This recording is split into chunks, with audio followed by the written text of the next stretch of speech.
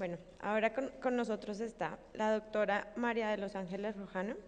La doctora María de los Ángeles es abogada por la Facultad de Derecho ENEP Acatlán. Es maestra en Derecho por la UNAM y doctora en Derecho por el Colegio Universitario del Distrito Federal.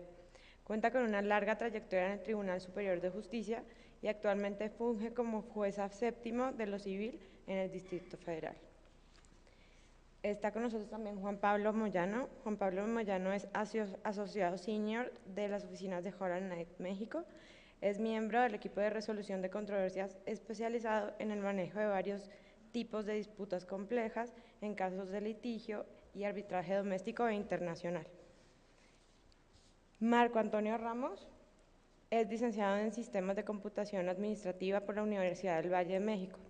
Tiene un diplomado en Informática Forense y certificaciones en Administración de Sistemas, Sistemas de Reconocimiento, Ciberseguridad y Sistemas de Optimización de Motores de Búsqueda.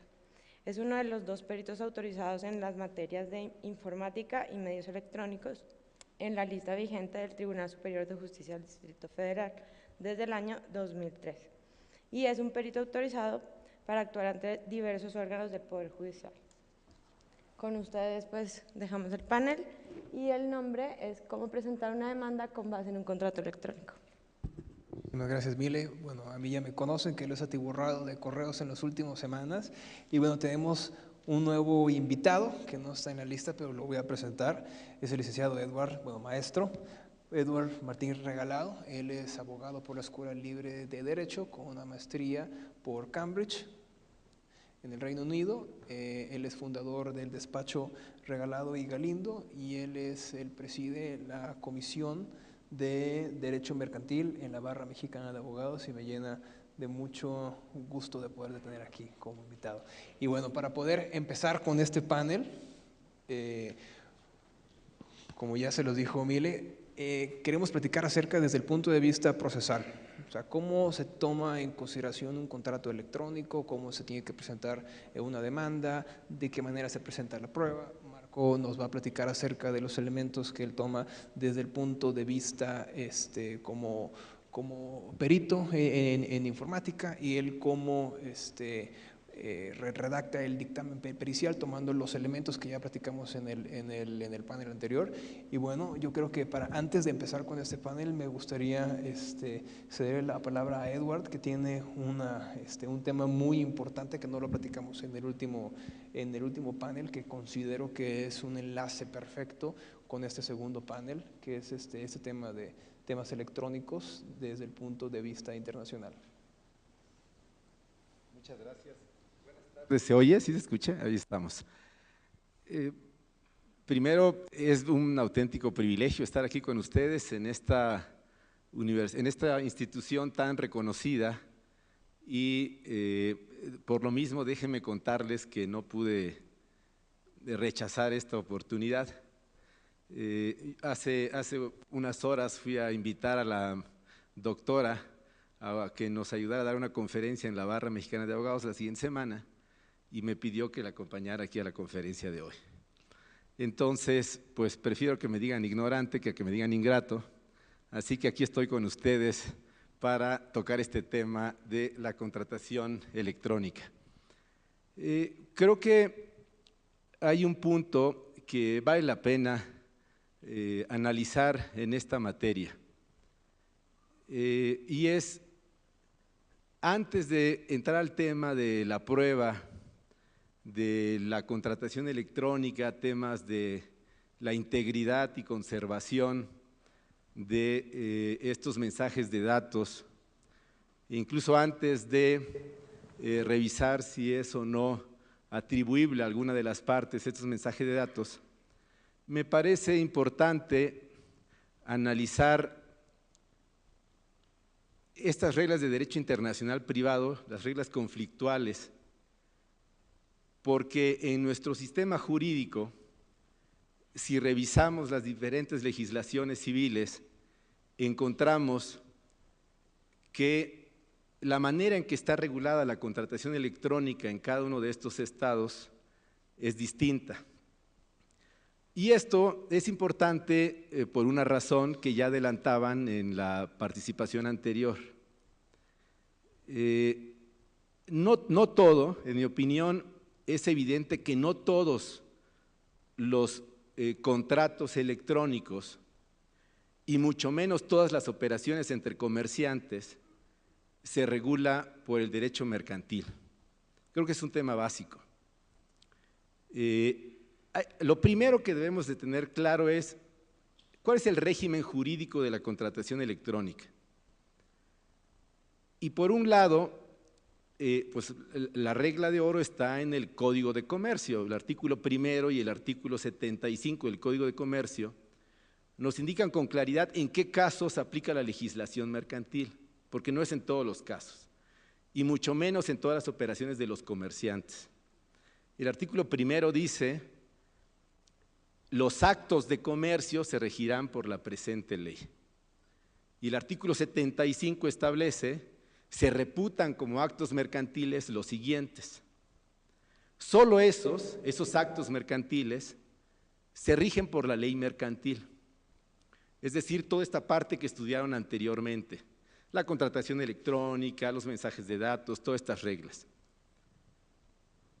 Y supletoriamente la legislación civil federal. Pero no todo, y quizás hasta la inmensa mayoría de esta contratación electrónica, ocurre en el ámbito civil, y muchas de ellos en el ámbito civil local. Ponían el ejemplo en alguna pregunta: ¿qué pasa si celebra un contrato de obra, un contrato de desarrollo?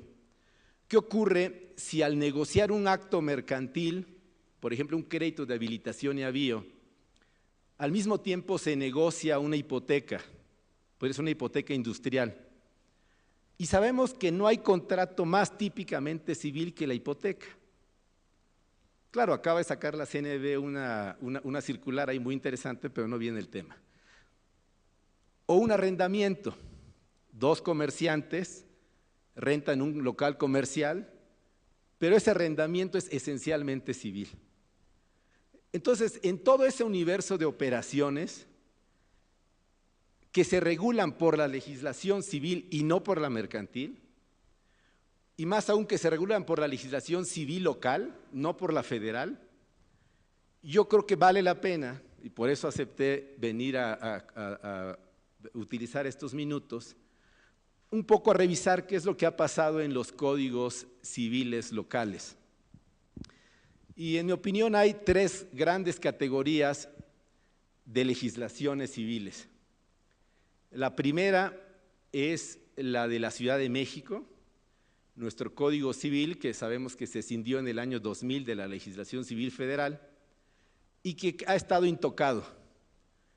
No ha habido ninguna modificación. Este Código Civil lo vemos replicado, por ejemplo, en el Código Civil de Oaxaca, en el Código Civil de Guerrero, en el Código Civil de Querétaro, en el Código Civil de Hidalgo, que en mi opinión, al igual que la de la Ciudad de México, son códigos que no han sido reformados, que siguen idénticos como seguían el siglo pasado.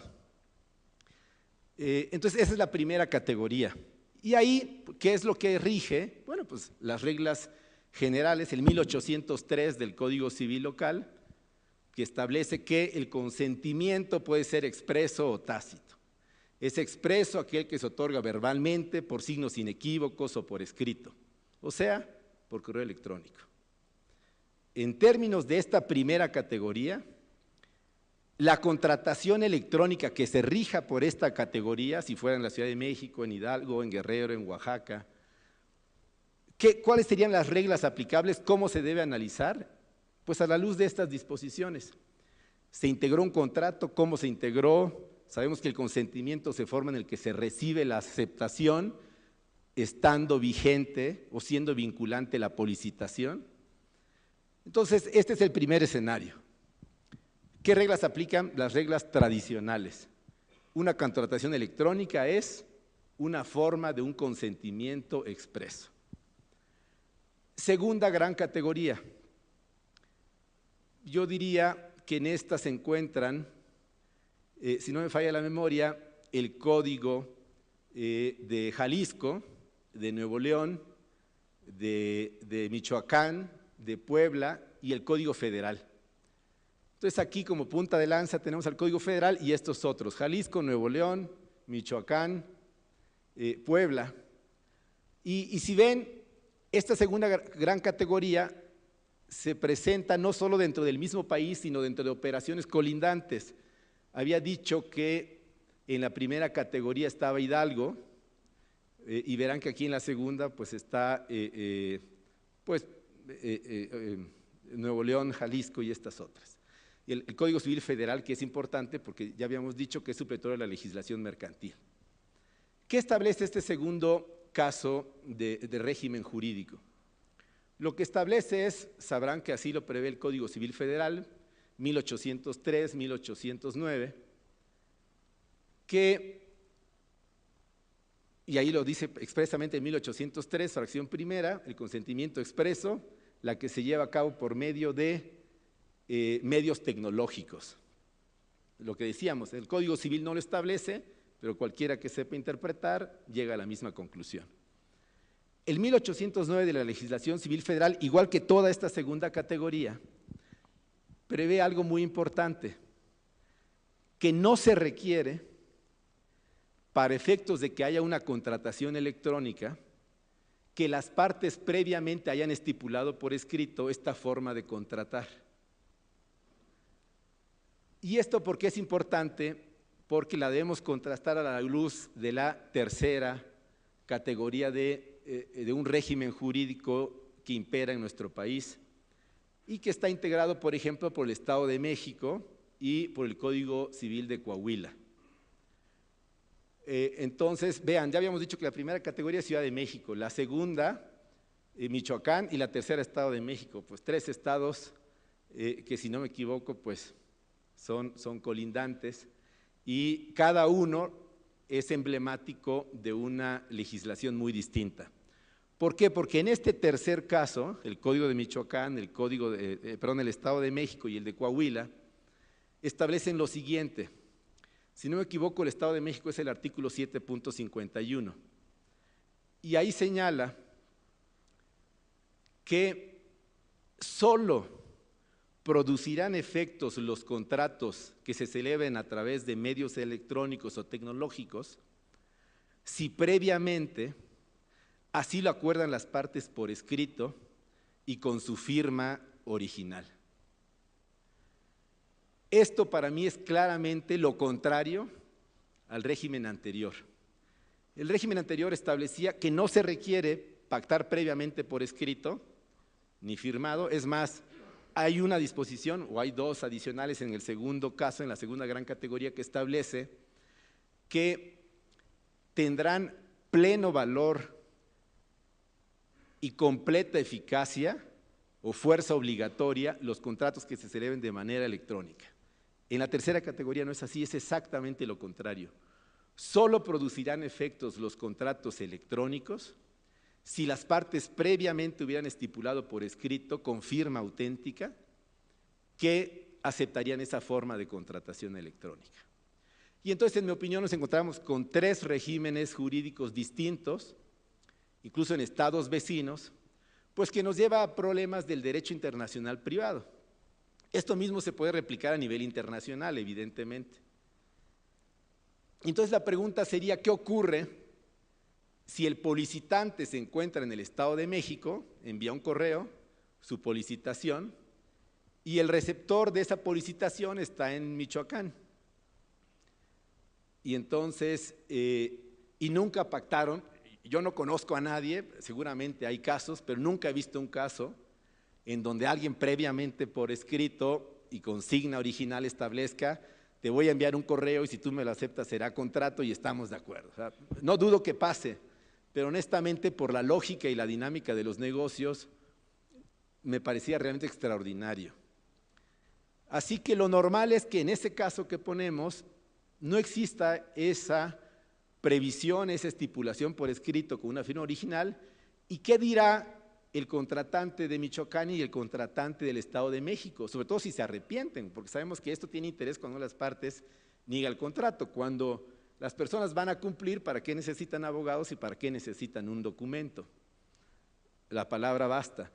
El tema es cuando una de las partes se opone, niega esa eficacia, esa existencia al contrato, y uno está en una entidad que exige que antes se haya estipulado por escrito y el otro se encuentra en una entidad que establece exactamente lo contrario. Entonces ahí encontramos, por ejemplo, un caso de normas conflictuales en donde son claramente contradictorias. ¿Y qué habría que hacer ahí? Bueno, pues entonces tendremos que ir, por ejemplo, a la norma más importante, fundante de este análisis, que es el artículo 121 de la Constitución. Y cuando uno lee el artículo 121 de la Constitución, que prevé esta cláusula delantera, fe y crédito, pues en su fracción primera, lo primero que establece es las legislaciones de un Estado solo tendrán validez o efectos en su territorio y por lo tanto no serán obligatorios fuera de él. Bueno, entonces el Código Civil del Estado de México solo es obligatorio en su estado y el Código Civil de Michoacán es lo mismo, solo dentro de su territorio. Bueno, ¿y qué pasa con la contratación electrónica? Entonces, ¿cuál es el derecho civil aplicable? Por eso yo quería volver a este tema que me parece el tema que debe ser el punto de partida del análisis. Desde luego es fundamental ver el tema probatorio. Yo soy litigante fundamentalmente y veo arbitraje, pero antes de llegar a este tema creo que habrá que primero definir cuál es la legislación aplicable. La mercantil, si es la mercantil, supletoriamente la legislación civil federal. ¿Qué pasa si es un acto entre comerciantes, pero no un acto de comercio? O al revés, puede ser un acto entre personas que no son comerciantes que accidentalmente celebran un acto de comercio. O comerciantes que al negociar un acto de comercio, como decíamos, un crédito de habilitación a bio, simultáneamente negocian una hipoteca para garantizar ese crédito mercantil a través de un contrato de garantía cuya naturaleza es civil. Entonces habrá que ir definiendo, yo creo que ese primer tema. Y bueno, pues creo que me habían dicho 10 minutos, no sé cuánto tiempo llevo, pero lo podemos dejar ahí con mucho gusto para las preguntas y respuestas. El tema da para mucho más y pues seguramente también podremos participar en algún tema práctico sobre la demanda y todo lo que se pueda presentar. Muchas gracias. Y te agradezco otra vez poder participar en este panel y de verdad me da mucho gusto que hayas podido darte una vuelta. Bueno, ahora regresando al tema de cómo debe de presentarse una demanda que tenga como base un contrato electrónico. Juan Pablo, me gustaría que nos platicaras un poco acerca de, bueno, de qué manera debes estructurar tu demanda y qué otro tipo de prueba puedes presentar para darle un mayor grado de certeza. Claro que sí, muchas gracias. Muchas gracias también por la oportunidad de poder estar aquí y muchas gracias también a mis copanelistas. Antes de empezar con el tema, sí tengo que hacer un par de aclaratorias. La primera es que para cualquiera de los que esté aquí presente que litiga, probablemente nada de lo que voy a decir es nuevo. Para todos los demás que jamás han visto una demanda o que no han visto derecho procesal en muchos años, probablemente esto les llame mucho más la atención. La segunda es, lo que yo voy a hablar es principalmente en materia mercantil. Es decir, no estoy hablando de ofrecimiento de pruebas en un procedimiento mercantil, ante el Poder Judicial, además. Si estuviéramos hablando de un procedimiento arbitral, pues las reglas del juego cambian diametralmente. Entonces, nada realmente de lo que voy a decir en este momento aplicaría. Ahora, para entender cuál es el problema de ofrecer una prueba que es digital, que es electrónica, tenemos que entender los problemas inherentes a un procedimiento judicial. El primero de ellos es, evidentemente, que el procedimiento judicial se desahoga mayormente por escrito. Entonces, tenemos que presentarle al juez por escrito, de alguna manera, nuestras pruebas. En este tema hay un gran problema respecto a la valoración de pruebas, que vamos a ver posteriormente, me parece, pero es un tema importante porque el Código de Comercio y nuestras leyes procesales establecen los valores probatorios de diferentes tipos de prueba nominados. Y la información electrónica pues cae en un vacío en el que no es realmente una prueba nominada Y todavía, de hecho, la doctrina y la misma práctica no está muy decidida sobre qué tipo de prueba es. Entonces, se permiten como pruebas los mensajes de datos, es lo que dice nuestro Código de Comercio. Nuestro Código Federal de Procedimientos Civiles también admite pruebas digitales. Hay diferentes leyes en distintas materias que lo admiten. La manera de presentarlas, sin embargo, es a donde uno entra en problemas. Conforme al 1298A del Código de Comercio, que es el que habla sobre mensajes de datos, perdón, el tipo de valoración que se puede hacer respecto de una prueba digital se define un poco como una valoración libre, es decir, que no tiene un valor probatorio definido por el Código de Comercio y que se deja más al criterio del juez, por lo que el litigante lo que tiene que hacer es entregarle al juez los medios probatorios para demostrar no solo la existencia de un contrato electrónico, que es de lo que estamos hablando aquí, sino de que es un contrato fiable, que es un documento fiable, que es un documento que no se ha modificado, que en el estado en el que se intercambió por las partes, pues ese era efectivamente el que está presentando, es en el que se basa la disputa. Es decir, si uno piensa en cómo se presenta un documento físico, con una firma hológrafa, pues se presenta el original y el problema entonces se vuelve si la firma es la original. Pero en un documento digital, pues se tiene que demostrar que la autenticidad y la inalterabilidad del documento están ahí. Y ahí ese es el problema en el que nos estamos enfrentando. Y finalmente, el último gran problema para un litigante es que tenemos una muy mala costumbre en este país de negar absolutamente todo en materia procesal. Entonces, uno presenta una demanda y es nuestra única oportunidad de presentar nuestros hechos con nuestras pruebas. Y la mentalidad del litigante siempre es, tengo que pensar mi demanda pensando en que la otra parte me va a decir que no absolutamente todo. Entonces, el que firma tiene que probar. Entonces, hay que presentar no solo el contrato electrónico, bueno, fuera, sino todas las otras pruebas que podamos para demostrar la fiabilidad de nuestro contrato electrónico. Entonces, lo que yo les voy a presentar es algo muy sencillo, son algunos ejemplos de pruebas, de maneras de presentar documentos digitales, que lo quiero aclarar, no es la única manera, la verdad es que el tipo de prueba que uno presenta depende completamente del tipo de documentación que tenga, del tipo de contrato digital que tenga, del tipo de firma que tenga y de la relación que existe entre las partes. ¿Qué tanto el cliente le puede dar al abogado? Es la manera en la que se va a estructurar la demanda y el tipo de prueba que se va a presentar. Entonces, aquí ven, para quienes no han visto una demanda jamás, es un formato, es un machote muy básico. La introducción, parte actora, parte demandada, se identifica el rubro se identifica al juez en turno. Esto estamos suponiendo un escrito inicial de demanda.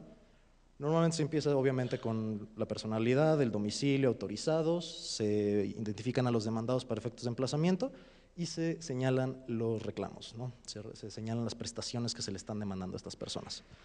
Ahora, las pruebas realmente entran en los hechos. ¿Por qué? Porque las pruebas lo que hacen las pruebas es mostrarle al juez la realidad que uno está afirmando, los hechos de la disputa.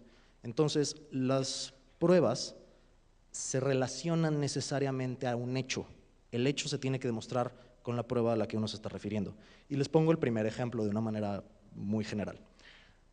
Mi representado y la demandada celebraron un contrato con tal fecha, en el cual se pactaron derechos y obligaciones, el cual se celebró de manera digital y se adjunta una copia impresa del contrato como anexo 2. Esa es una manera de relacionar una prueba a una demanda. Por eso les digo a los que litigan que nada de lo que estoy diciendo les está llamando la atención. ¿Cuál es el problema con esto? Aquí estoy presentando una copia impresa de un documento digital. El documento digital, como habían visto previamente, no tiene un original propiamente y una copia impresa definitivamente no lo es.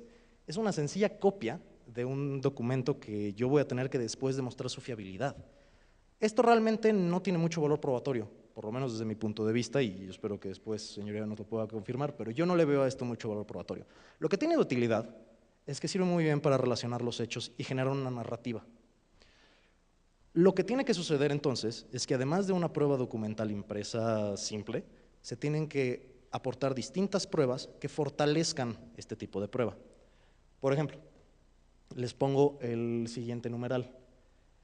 En este caso, se adjuntan correos electrónicos entre las partes, son mensajes de datos que también se pueden presentar. ¿Qué pueden demostrar? Pueden demostrar una relación comercial, pueden demostrar acuerdo de voluntades, pueden demostrar que existió esta discusión alrededor del contrato. Es decir, no estoy demostrando el contrato, estoy demostrando que hay toda una relación detrás de este contrato para que el juez pueda decir, ah, de todo esto me suena que sí hubo un contrato por las partes. Pero de nuevo, esto es un correo impreso, no es el formato digital. No estoy demostrando fiabilidad o inalterabilidad. Les pongo, por ejemplo, el siguiente, el numeral 3. En este caso, se anexa una copia simple de un pago, de un formato de pago, de un comprobante de pago bancario. ¿Qué te demuestra esto realmente? Pues no mucho sobre el contrato, pero sí te demuestra ejecución de contrato. ¿No? Si quieres pasar al siguiente. Y esta, la que les pongo en el número 4, es una favorita de muchos litigantes, una fe de hechos sobre correos electrónicos. ¿Qué sucede? Se le solicitan los servicios de un notario para que se presente en las oficinas del cliente, se le pone una silla con la computadora, se ingresa el correo electrónico, se le ponen enfrente los correos electrónicos que están en materia de la disputa y el notario va a dar fe de hechos de que efectivamente se accedió al correo electrónico, se puso el password, se vieron los correos y qué son los correos, qué vio. ¿Muy útil? Sí, definitivamente. ¿Por qué? Porque esa es una fe de hechos, es una fe de hechos notarial. Pero, a final de cuentas, el contenido del correo electrónico sigue estando en disputa. El notario lo puede haber visto, pero no es 100% fiable de todas maneras que el notario haya visto eso en una computadora que está a control completamente de la parte actora o de la parte demandada. Entonces, la realidad es que tratándose de medios digitales, aunque las copias impresas funcionan y sirven para generar esta narrativa y la fe de hecho se puede llegar a ser muy útil, la realidad es que se tiene que presentar al juez una copia que ahí dice original desafortunadamente, pero no debería decir original porque los digitales no tienen original, pero se tiene que poner a disposición del juez de alguna manera los archivos digitales. Y para eso hay infinidad de maneras de hacerlo y dependen completamente de la disputa en la que estén tratando. Algunos ejemplos, por ejemplo, pueden ser la computadora misma, una laptop, el disco duro en el que se encuentran los correos electrónicos, el contrato de alguna manera en el Outlook, en los servidores, discos compactos, USBs, o en algunos casos se puede señalar que se va a dar acceso remoto a los servidores del cliente para que el perito pueda eventualmente hacer la investigación que necesite, el análisis que tenga. Pero la realidad es que esto es la única manera en la que, con base en esta documentación, en esta información digital, perdón, es la única manera en la que el juez realmente va a poder ver que la información digital es fiable y que no se ha alterado, que sigue siendo auténtica, por decirlo de alguna manera. Vamos al siguiente. Ahora, todos los otros medios de prueba que todos conocemos muy bien desde la carrera también pueden ser útiles, pero para diferentes cosas. En una confesional definitivamente se puede sacar el tema. Para los que no saben lo que es la confesional básicamente es una declaración ante la autoridad judicial por parte de una de las partes de la disputa. Es decir, el actor o la demandada se presentan ante el juez y desahogan ciertas posiciones, como lo llamamos, un interrogatorio, que versa sobre un hecho. Y básicamente siempre dicen solo o sí o no. Se les puede hacer preguntas como, que diga si es cierto, ¿cómo lo es que se envió un correo electrónico de tal fecha? Que se celebró un contrato de tal fecha. Este tipo de cosas también pueden generar certeza sobre una relación jurídica, no necesariamente sobre el contenido exacto del contrato, pero pueden servir. En cuanto a reconocimiento de contenido, eso puede llegar a ser útil respecto de correos electrónicos y sobre todo si se relaciona con las documentales que ya había mencionado, correos impresos. De nuevo, son útiles, pero no es un medio perfecto. Y creo que lo que le estoy tratando de decir es que no existe un medio de valor probatorio perfecto en materia digital. Creo que para no repetirme tanto. La testimonial, por ejemplo, yo los he visto en correos electrónicos donde hay partes que se han copiado al correo electrónico, que también se les solicita. Pero la verdad es que para materia digital las testimoniales, salvo que haya sido alguien que está ayudando constantemente a la negociación o que haya enviado correos por las partes, raramente son útiles. Vamos a la siguiente. Nos vamos a la última. La que es realmente la prueba absolutamente necesaria en este tipo de temas es la prueba pericial. La prueba pericial realmente es probablemente la única que le puede dar certeza a un juzgador que el valor que el documento digital no se ha alterado, que es fiable, que fue recibido, que se ha archivado correctamente. El tipo de pericial que van a ofrecer depende completamente del tipo de disputa que tengan y del tipo de contrato que tengan. Una pericial en materia informática sirve para unas cosas, pero puede ser absolutamente necesario que necesiten otro tipo de peritaje en materia científica, por ejemplo, si hay acceso a medios tecnológicos por materia biométrica. por ejemplo. Entonces, eso es otra cosa completamente distinta. Si están hablando de mensajes por celular, por WhatsApp, que fue un tema que salió a relucir, eso no es una prueba pericial en informática, ahí se tienen que entrar a otro tipo de periciales científicas. Entonces, esta prueba es probablemente la más útil que van a encontrar en esta materia. Y justamente para poder presentar una pericial, se tiene que poner a disposición los archivos sobre los cuales va a versar la pericial. De ahí la importancia que mencionaba previamente, que se ofrecieran de alguna manera los archivos en un formato que no hubiera sido alterado o copiado varias veces, porque esas son cosas que afectan necesariamente la pericial.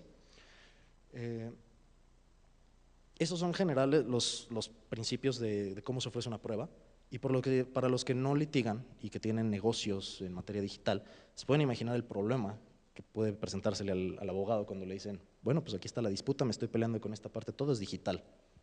¿Cómo voy a presentar la demanda? Se pregunta el abogado, y entonces uno se enfrenta con todo esto.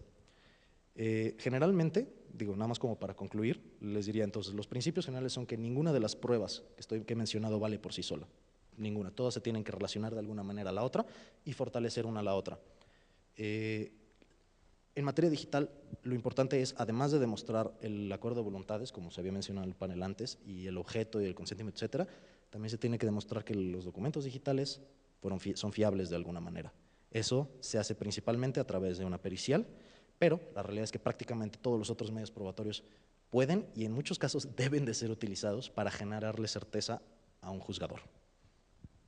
Hay una tesis aislada, ¿no?, de muy reciente, que habla acerca de los medios electrónicos como medio de prueba.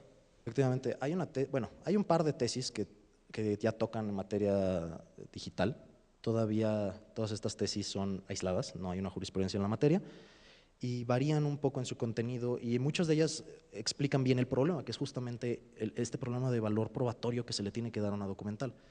Ya se había mencionado previamente que nuestro Código de Comercio adoptó la ley modelo de UNCITRAL en materia de comercio electrónico, y uno de los principios de la ley modelo es la equivalencia funcional, que precisamente es que cuando se tienen ciertos requisitos, se cumplen ciertos requisitos, la documental, por llamarle de esta manera, documental digital, se le da una equivalencia funcional a la documental física, que es a lo que todos estamos acostumbrados. Y el grado de valor probatorio de la documental varía dependiendo de si se han cumplido o no con los requisitos del Código de Comercio, siendo en teoría, el valor probatorio máximo que se le puede otorgar conforme al Código de Comercio sería a un contrato electrónico con una firma digital avanzada, después una firma digital simple y posteriormente pues cualquier otra comunicación en mensaje de datos que exista.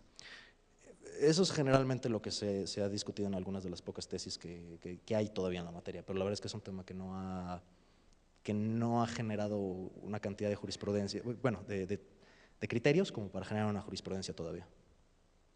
Muchas gracias, Juan Pablo. Ahora, lo bueno, en caso que nos vamos a ir a dos partes, firman un contrato utilizando un proveedor de firmas electrónicas, en caso de Vicertia, digamos. Marco, ¿de qué manera tú armas el dictamen pericial para poder buscar la validez de un contrato electrónico? ¿Cuáles son los elementos o cómo haces tú este análisis sobre el software que se utilizó para poder saber si se cumple con estos requisitos para que una firma electrónica sea válida y para que un contrato electrónico también sea válido? Bien, es un tema complejo porque depende mucho de la materia en la que se esté hablando. Como se explicaba, hay incluso dentro de la misma materia conceptos diferentes en las diferentes legislaciones. Entonces, lo primero que hago es ubicar en qué ámbito estoy teniendo que elaborar un dictamen. El concepto de firma electrónica es un concepto que vive en dos esferas. Vive en la esfera legal, pero es evaluado desde la esfera tecnológica. Entonces, este binomio produce algún escozor en algunas personas, en el sentido de que si el perito se pronuncia sobre términos del Código de Comercio, se sienten incómodos, y por el otro lado el perito no puede expresar una opinión respecto a la fiabilidad o la naturaleza de la firma electrónica sin referirse a la normatividad. Entonces, lo primero que se tiene que hacer, desde luego, es ubicar en la normatividad aplicable al caso particular. Preguntaban hace rato respecto a algún tema sobre la preparación que tienen las instituciones para poder aceptar este tipo de pruebas. Ahí estamos viendo una definición que viene contenido en un libro que escribió la juez 34ª de lo civil en el Distrito Federal, la doctora Raquel García, que nos puede dar idea que los jueces sí están preparados para atender este tipo de temas. Las definiciones propias de documentos electrónicos, ustedes bien, ella misma está señalando que no tienen que existir en un documento impreso para poder ser asumidas como pruebas dentro de un proceso legal. Los documentos electrónicos son sujetos siempre de algún tipo de validación, desde luego pericial, y esta validación pericial tiene que estar sujeta, por un lado, al condicionamiento tecnológico que impone la propia ley aplicable. En el caso, por ejemplo, del Código de Comercio, pues estamos hablando de disponibilidad para ulterior consulta, integridad, la fiabilidad del método de generación, son aspectos validables para un perito para poder establecer esta tecnología. Entonces, ¿y cómo se hace? Pues a través de una prueba en medios electrónicos. ¿Puedes darle a la siguiente? Una prueba en medios electrónicos, por su naturaleza, tiene que ser aplicada sobre esa parte etérea de los sistemas, la que no es tangible, lo que contiene el software, los datos. Normalmente una validación de una firma electrónica tiene que estar asociada con un registro electrónico, con el registro que produce el uso de la firma electrónica. Quiero decirles que cualquier prueba pericial en donde yo tenga que intervenir de una u otra forma, tengo que ver con la firma electrónica.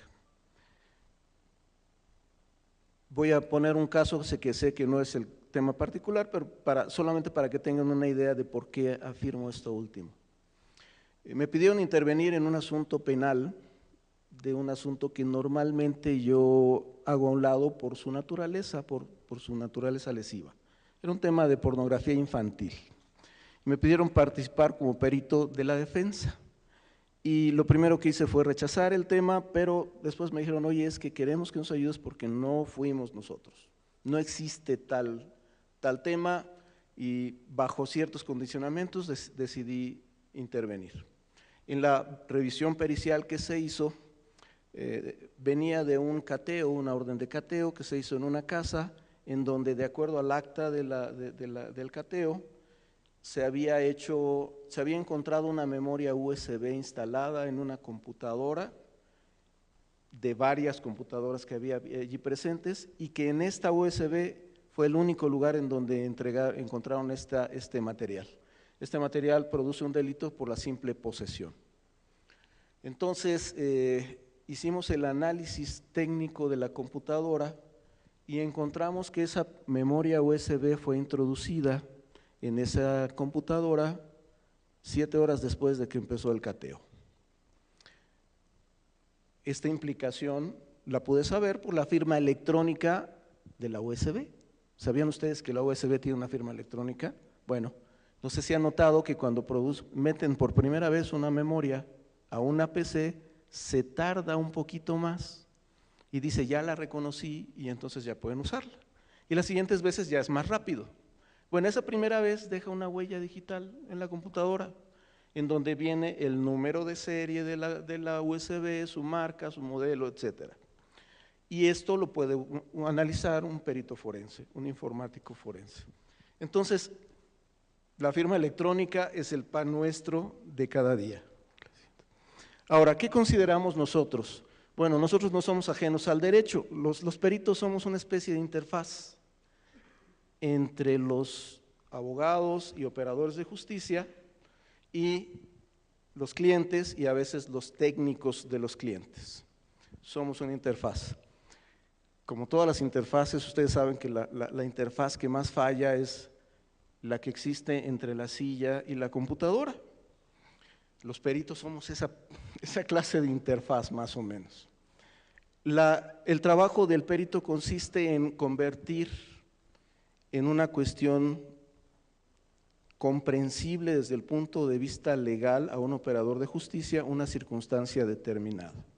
Y como dice la teoría de la general de la prueba, bueno, hay una tríada de cosas que hay que tener en cuenta muy importante, de manera muy sustantiva cuando estamos haciendo una evaluación tecnológica. Primero, pues decimos que la prueba tiene que ser útil. ¿Útil para qué? Pues para acreditar algo, ¿no? Tiene que estar relacionada con los hechos que están controvertidos. En el caso particular, si hablamos de un contrato que una de las partes puede haber desconocido, bueno, la prueba pericial, si este contrato fue de naturaleza tecnológica, nos ayudará a poder determinar algunos aspectos sustantivos. El perito no es un perito en contratos, el perito en informática respeta mucho el papel del juez, que es el perito en contratos. Lo que hacemos nosotros es proveerle de información que puede encontrar o no relevante respecto a la autenticidad de una firma electrónica. Por ejemplo, un caso que nos enfrentamos 5 o 6 veces al mes por lo menos son cuestiones de banca electrónica, de gente que desconoce las operaciones de banca electrónica. ¿Es útil una prueba en informática? Bueno, la jurisprudencia dice que no solamente es útil, que es necesaria que se desarrolle la acreditación de la participación del usuario para poder hacer la realización de los movimientos. ¿Y cuándo puede no ser útil? Miren, ahorita estoy en un asunto oral en donde las dos partes señalan la operación de banca electrónica realizada a través del token, a través del número confidencial del NIP y las cuentas y contraseñas propias del usuario. Ambos dicen que ocurrió la operación bajo estas circunstancias. Esto es muy inusual. Normalmente el usuario dice, no, yo no hice uso de mis contraseñas, por lo tanto desconozco la operación. Y en este caso particular, pese a que ambos decían que sí, al banco se le ocurrió ofrecer la prueba informática para acreditar que los movimientos fueron hechos a través del servicio de banca electrónica y usando los claves, contraseñas y token para realizar la operación. Aquí la prueba no es útil. No hay litis al respecto. Ambas partes señalaron que sí. Aquí la naturaleza de la prueba es que el actor dice, le entregaste al token a una persona que no es mi representante legal. ¿Verdad que no es de naturaleza técnica el problema? Bueno, ahí no hay utilidad en la prueba. Es un ejemplo de cuando la prueba no es útil. ¿Y saben qué es lo más triste? Me designaron tercero en discordia. Cuando los dos peritos dijeron que sí se habían hecho las operaciones a través del procedimiento normal pactado al respecto del uso de cuentas y contraseñas para realizar las operaciones. Bueno, la prueba también tiene que ser idónea, es decir, que tiene que ser muy específica, tiene que ser el medio específico para acreditar. Ahorita Juan Pablo nos hablaba de que muchas personas van para acreditar correo electrónico con un notario. Bueno, yo he ido con notarios para acreditar correos electrónicos que dicen exactamente lo contrario de los que otros notarios ya, con el mismo notario incluso hemos ido. Con un correo electrónico que dice exactamente lo contrario de lo que dice el otro. Como ven, esa no es la prueba idónea. La prueba pericial en informática es idónea para esta clase de pruebas. ¿Por qué? Pues porque a través del análisis informático forense se puede establecer la autenticidad de un correo electrónico. Un notario no puede hacerlo, no sabe hacerlo. En este caso específico les pondré un caso. Hay 2 grandes empresas multinacionales que tienen su representación en México, en donde el CEO de la primera le envía al CEO de la segunda un Excel en donde se dice, oye, esto es lo que me debes, $5 millones por los servicios que te he prestado. Aquí en México se hace el litigio en donde no se reconoce ese adeudo entre las 2 empresas. Y el correo electrónico que intercambiaron los CEOs de las empresas fue una de las pruebas que se exhibieron al respecto. Yo fui tercero en discordia en ese asunto. Cuando hice el análisis técnico de los correos electrónicos, encontré que estos eran auténticos. Y a través del análisis forense y una justificación técnica, di mi opinión. Evidentemente, una de las partes no estaba contenta con mi dictamen pericial y me citó a una junta de peritos. Y después de intentar preguntarme 6 o 7 veces cosas que la juez tuvo a bien a no admitir, porque no versaban sobre lo que decía mi dictamen, o porque eran capciosas, o porque tenían algún defecto procesal. Finalmente me permitió contestar algo, porque la verdad es que yo sí quería contestar. Porque entre las cosas que me preguntaban es, ¿por qué me había atrevido yo a decir que esos documentos habían sido intercambiados por factores de las partes? Que si yo había visto o no el registro del Seguro Social para saber que esa persona que había firmado ese documento era o no empleado de la empresa mexicana. Y bueno, finalmente la juez me permitió responder algo y entonces expliqué, a ver, el servicio de correo electrónico está basado en una firma electrónica. ¿Por qué? Porque cuando ustedes ingresan su cuenta y su contraseña, están dando una firma electrónica para acceder al servicio. Entonces, 1, hay firmas electrónicas incorporadas. 2, tenían tarjetas de presentación los correos en ambos casos de los CEOs de las 2 grandes transnacionales, que se llamaban igualito que las mexicanas, nada más que las otras decían de México, SASB. 3, se reconocían mutuamente la personalidad de CEOs. Entonces, haciendo uso de las máximas de la experiencia, que a veces a los jueces no les gusta que los peritos hagamos eso, yo dije, bueno, si hay una firma electrónica, si los dominios están autentificados y pertenecen a ambas empresas, si ambos son directores generales internacionales de las empresas, si vienen sus tarjetas anexas a los correos electrónicos, están firmadas electrónicamente, puedo hacer uso de mi raciocinio y decir que las dos, correo electrónico estaba signada por empresas, por factores de ambas empresas. La verdad es que después de esa primera pregunta ya no quisieron seguir interrogándome, no sé por qué, pero la firma electrónica tiene muchos niveles y tienen muchos tipos de cuestiones que permiten saber y determinar la utilidad para un caso particular. Y es gradual. Aquí preguntaban, ¿sirve o no sirve sin cumplir con la norma oficial mexicana una firma electrónica avanzada? O si no tengo un certificador con un proveedor de servicios de certificación. Es una cuestión gradual. ¿Qué tan importante es para ustedes eso? Alguien decía de una SOFOM, oye, es que en mi SOFOM, ¿cómo vamos a gastar por 500 transacciones? Bueno, la verdad es que no es tan caro. Certificar un proceso no es tan caro. Y ese es el estado del arte para poder acreditar una operación. Pero no es la única forma. Es decir, yo también puedo tener muchos grados de certeza para la realización de operaciones de firma electrónica si uso los elementos tecnológicos adecuados. Una de las características más importantes para la prueba electrónica, para la firma electrónica avanzada es la neutralidad tecnológica. Y eso me da libertad de seleccionar tecnologías, porque no puedo privilegiar a ninguna bajo ese principio. Entonces, ¿Qué es lo que quiero? Bueno, pues necesito acreditar mi dicho. A veces los peritos no nos gustan porque a veces nos contratan para una cosa o a veces para la otra, ¿verdad? Entonces yo como perito, ¿qué voy a objetar cuando alguien me proponga un contrato de firma electrónica que no cumple con la norma? Adivinen de qué les voy a preguntar.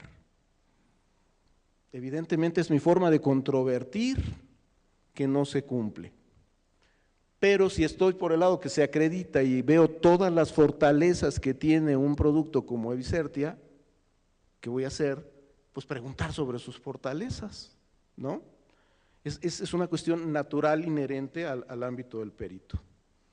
Pero finalmente las pruebas tienen que ser pertinentes, tienen que tener la capacidad de dar convicción al operador de justicia.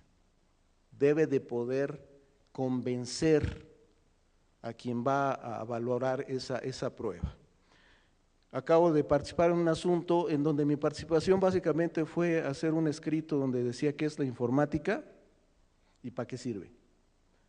Alguien en un procedimiento que se había ido en rebeldía porque no se había notificado, bueno, aparentemente no se había notificado una de las partes, de repente dijo, oye, me acabo de enterar de este asunto, ya estaba casi en la última etapa, dijo, me acabo de enterar de este asunto y entonces meto un incidente para poder acreditar que nunca me notificaron. Y entonces, al contestar el incidente, la actora promovió una prueba pericial en materia de informática para acreditar con unas fotos de Google Maps que la notificación no pudo haberse hecho en un lugar determinado. Pidieron mi participación para ampliar y mejorar la prueba. Oye, papá, ¿quieres eso? Eso es una prueba impertinente, nada más hazlo valer. ¿Por qué? Porque Google Maps no va a estar en el momento en que está el actuario notificando, ¿verdad? Digo, qué suerte hubiera sido, pero no va a ser el caso, ni fue el caso. El caso es que efectivamente la prueba fue declarada impertinente. Entonces tienen que cuidar mucho la pertinencia de las pruebas. Ahora, nomás para los no abogados, me gustaría nomás que les platiques cómo viene desarrollado un dictamen pericial, nomás como para que se den una idea, cuáles son los puntos que se tocan. Dependerá de su perito, desde luego. Un buen perito deberá de incluir una sección de introducción, material motivo de estudio, metodología de trabajo, un desarrollo y estudio técnico, un marco teórico y entonces los cuestionamientos adecuados y finalmente conclusiones. Esta es la estructura de un dictamen de esta naturaleza. Y hay jurisprudencia que dice que si no tiene metodología, no sirve el dictamen, por ejemplo, no sé si ustedes lo saben. Y muchas veces yo he visto muchos dictámenes de peritos que se van a contestar el cuestionario y nunca hablan de su metodología. Pueden usar la jurisprudencia que dice que si no se acredita la metodología, si no se informa, el dictamen no tiene valor. Muchas gracias, Marco. Doctora. Muy bien, nos toca a nosotros. Me gustaría saber desde su punto de vista personal, ¿de qué manera usted valora este tipo de elementos al momento del desahogo de la prueba? O sea, ¿qué es? Nos platica un poquito. La pregunta es sencilla, el problema es la respuesta, pero se la voy a determinar. Aquí al frente tenemos lo que es una computadora, tenemos varios dispositivos digitales y en especial también tenemos información digital y lo que nos atañe, que es la prueba electrónica. Esto resulta interesante porque ya tuvimos la demanda. Tengo que hacer una breve referencia de lo que es. En la demanda las partes tienen que exponer tanto sus peticiones como sus posturas, pero principalmente los hechos. Ya lo mencionaron ellos, hechos concatenados con las pruebas. Y aquí es donde viene lo interesante del asunto. ¿Por qué? Porque todos y cada uno de los hechos deben de estar vinculados con las pruebas. Después de ello, se ofrece de manera especial la prueba del especialista. ¿Por qué nos interesa? Por principio de cuentas, porque debe de ser un conocedor de la materia. Recordemos que uno de los principios de los juzgadores es que no aplique sus conocimientos personales, aunque nos interese y consideremos que tenemos quizá una preeminencia de la materia que llevamos. Pero además algo muy importante, y aunque estoy empezando por la demanda, me voy a referir a nuestra competencia. ¿Por qué? El maestro Eduard nos hizo una precisión y una preocupación. Nos dijo, tenemos 3 parámetros jurídicos para saber si somos competentes o no. Nos habló de los contratos de manera general y de manera especial regulados en nuestro Código Civil. Pero también nos habló del parámetro en materia mercantil, en donde nos hablaba de los comerciantes, el objeto o el acto jurídico que los vincula, que debe ser tanto de especulación comercial o con un ámbito de lucro. Pero aquí viene lo interesante. En materia electrónica, la forma en que nosotros contratamos es lo que nos da la competencia del orden mercantil. Ahora bien, recordando esto, era la preocupación que nos plasmó el maestro Regalado, es muy importante porque recordemos, siendo nuestro Código de Comercio y además existiendo concurrencia de competencia, la parte actora puede elegir el juez que considere competente, que puede ser el del orden federal o comúnmente llegan con nosotros en el orden local. Entonces, ¿esto resulta interesante? Sí, porque es precisamente el medio electrónico el que nos da la competencia en materia mercantil y nos considera y nos concreta al orden del Código de Comercio. La única, dijéramos nosotros, marco jurídico o preeminencia que nos da cómo vamos a desahogar estas pruebas. Después de ello, los hechos. ¿Son interesantes? Claro. Aquí tendremos que narrar todos y cada uno de manera concreta, sucinta y pormenorizada. No venimos a dar ninguna referencia de cómo se hace una demanda, pero lo que sí es muy importante es que entendamos la prueba electrónica. Nuestro señor perito, gente avesada en la materia, nos daba un concepto vertido por la doctora Raquel, compañera juez. Sin embargo, ya tenemos una definición a nivel internacional. Y comenzamos, por favor, a abrir. Miren, aquí me permití hacer una breve referencia que nos tiene que dar una introspección. Dice, la tecnología no es nada. Lo importante es que tengas fe en la gente, que sean básicamente buenas e inteligentes. Y si les das herramientas, harán cosas maravillosas con ellas. Incluso nos lo dice un especialista en la materia como es Steve Jobs. ¿Qué significa? Dudamos la firma electrónica, dudamos de los documentos. ¿Por qué? Porque dudamos de las personas. Entonces, recordando que en materia mercantil lo que prevalece es la costumbre. ¿Y el qué? El cómo se regulan los comerciantes. ¿Qué significa? Que recordando nosotros, y siempre lo plasmo en alguna de las conferencias, cuando nosotros celebramos contratos entre comerciantes, ¿a qué nos vamos? ¿A un papel escrito o a la voluntad de los contratantes y su voluntad para poder cumplir con esa obligación? Pues al segundo caso. Muchos de nosotros hemos visto contratos tanto en, no sé, dijéramos central de abasto, firman papeles, los comerciantes, todos se van a la palabra y cumplen mayor obligación que aquellos que firmamos papeles. Entonces, ¿por qué? Porque son comerciantes. Siguiente. Aquí tenemos nuestro objetivo y finalidad. Me invitaron para hablar de la valoración de la prueba. El único problema es que nos dicen, hay que convencer al juez. No hay que convencer al juez. Les voy a decir por qué. Hay que persuadirlo, que es muy diferente. La parte actora tiene su verdad jurídica, ¿cierto o no? Y la parte demandada tiene su otra verdad jurídica. Entonces, cada uno de ellos están en pugna, en contraposición. ¿Qué es lo que le tenemos que acreditar al señor juez? ¿Quién de los dos tiene la veracidad de los hechos? ¿Quién nos tiene que ayudar si cada uno tiene su postura? Por eso vamos a tener que auxiliarnos en esta materia electrónica de especialistas que nos definan la verdadera y justa verdad que vamos a buscar para darle solución al asunto. Siguiente. Aquí tenemos que realmente nos interesan las pruebas electrónicas, sí, porque en ellas se contienen archivos, documentos y todo aquello que nos va a dar confiabilidad en el actuar. Y como mencionaba nuestro señor perito, cada uno de estos instrumentos digitales trae su autenticación. ¿Qué significa? Podemos saber si es una copia o si en su caso es un documento. Decimos nosotros, no hay original. No, pero sí tenemos una fuente primaria de donde puede partir esa información y es lo que tratamos de buscar a través de su auxilio. Aquí tenemos todas y cada una de las materias que nos versan. Algunos me han preguntado, ¿la prueba electrónica solo es para los archivos contables? ¿No? Tenemos en su caso expedientes médicos de laboratorio que han sido necesarios autenticar. ¿Para qué? Para determinar la responsabilidad incluso de un médico o la indemnización de un hospital que tenga que dar por la contaminación de un paciente. Pero tenemos transacciones, educación, diversión y más aún, un uso en la vida diaria. ¿Qué significa? Y por ahí tenemos un cauce muy importante, hablando de tesis, cuando mi esposo ve el celular y yo no le di preeminencia para que lo viera. ¿Puede ver mis correos, mi WhatsApp? Yo creo que cualquiera nos vamos a asustar, hombres o mujeres, ¿verdad? No por lo que pueda encontrar, sino por lo que pueda pensar.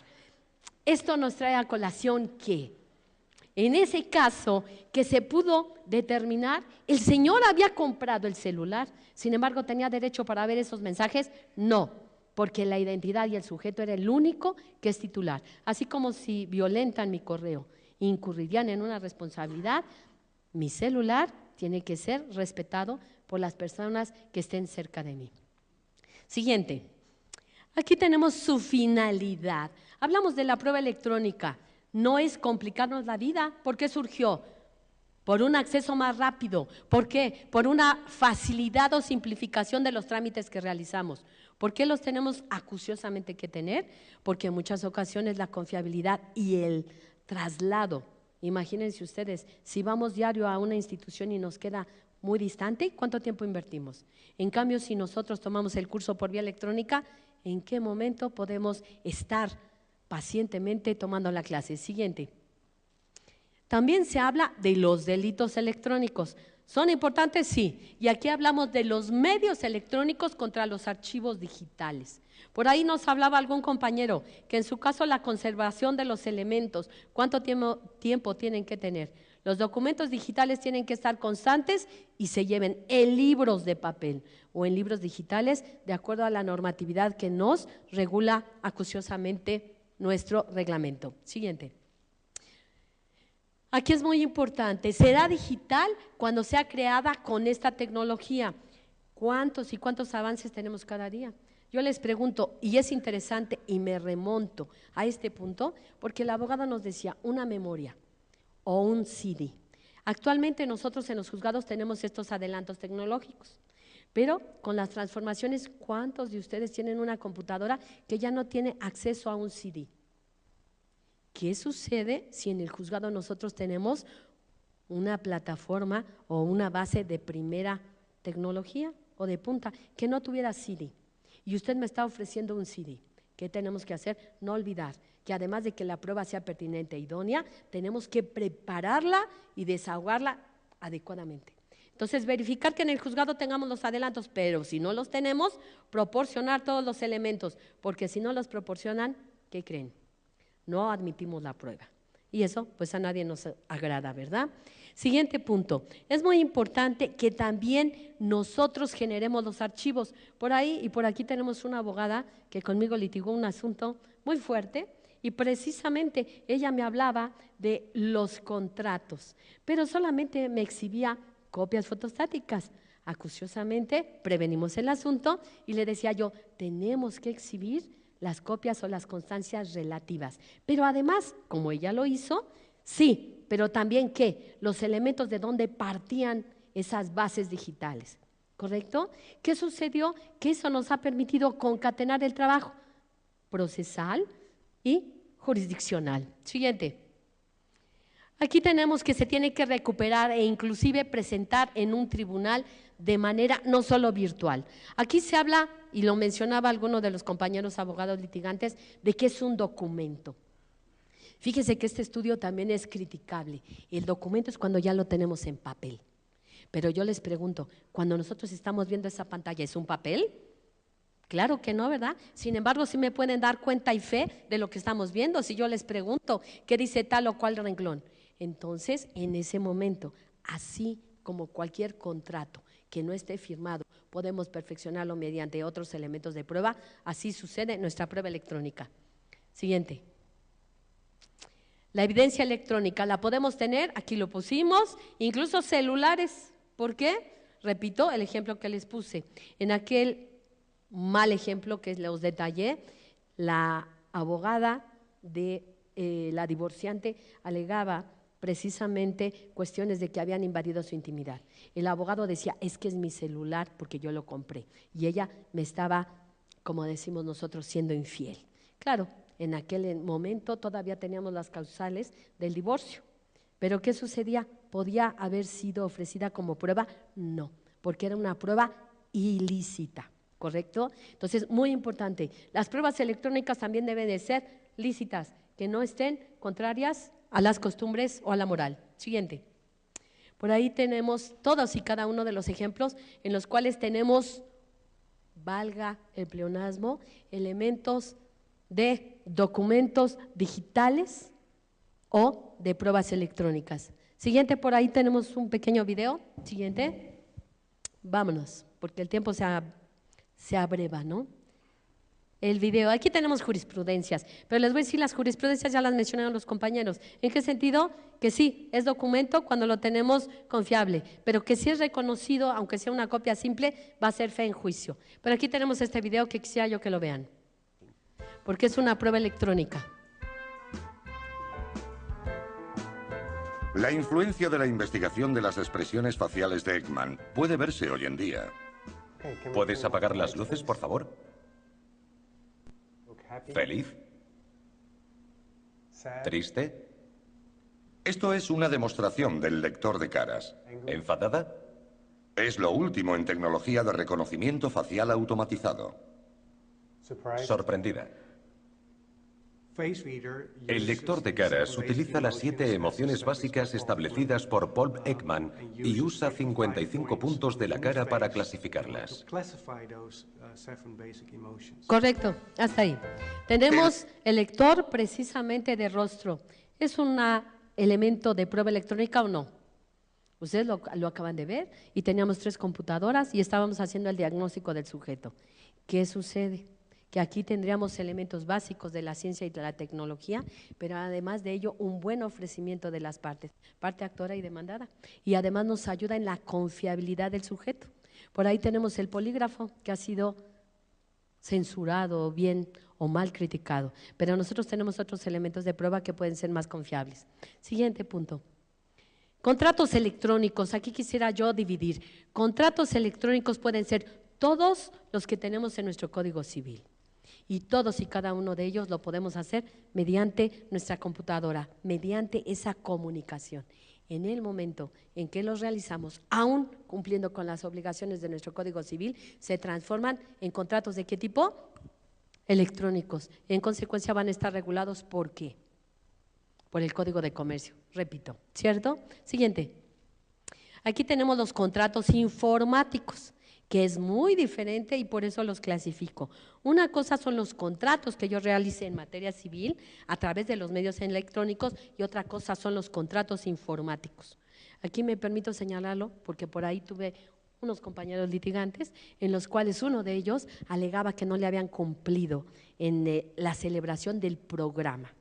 Pero no obstante que él se dedicaba precisamente al desarrollo de programas, él decía, después de 30 días no me ha funcionado, por eso vengo después de 3 años a reclamarte el cumplimiento de la obligación. ¿Se valía? Si teníamos 30 días que yo había adquirido el producto, ¿por qué no lo reclamé?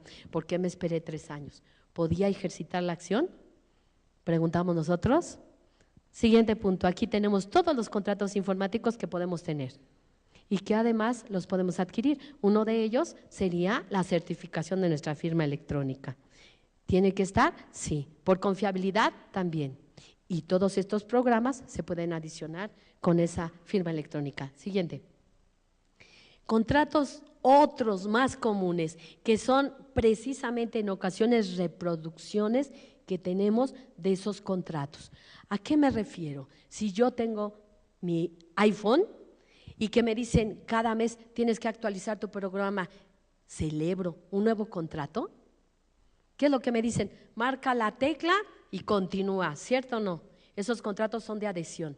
Pero ¿qué sucede? Qué bueno que hayan sido aprobados por nuestra Secretaría, no solo de la Procuraduría del Consumidor, sino por la Secretaría de Economía.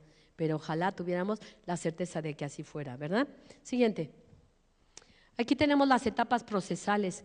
¿Cuándo y cómo vamos a intervenir nosotros como jueces? Pues en la última que tenemos, la fase precisamente de desahogo de pruebas y de valoración de las mismas. ¿Cómo vamos a valorar estas pruebas electrónicas? Obviamente, primero con la imputación de las partes, en las cuales tengo que elegir la verdad jurídica que me persuada más.